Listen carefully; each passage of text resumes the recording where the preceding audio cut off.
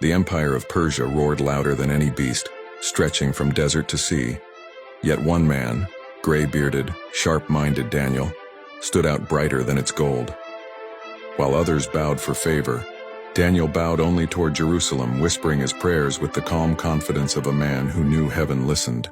King Darius admired him. "There's no guile in this one," he'd say, "only greatness." And that made the jealous nobles itch like sackcloth. Unable to trip him in wisdom, honesty, or duty, they attacked the only thing untouchable, his faith.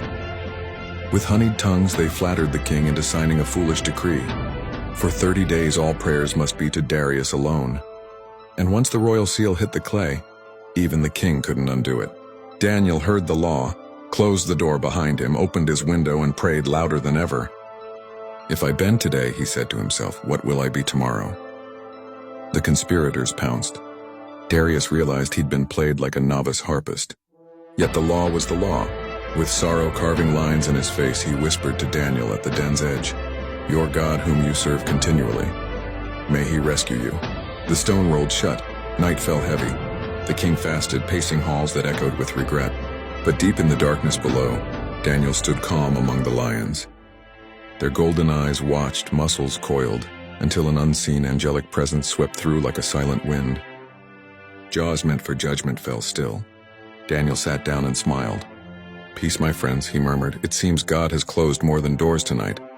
At dawn, Darius ran, tripping robes, breathless like a child, and shouted into the den, voice cracking, "Daniel, servant of the living God, did your God save you?" A voice rose from the shadows, steady as sunrise. "May the king live forever." My God shut the lions' mouths. "I am innocent." Darius wept with joy, ordering Daniel lifted out. Not a scratch, not even a torn thread.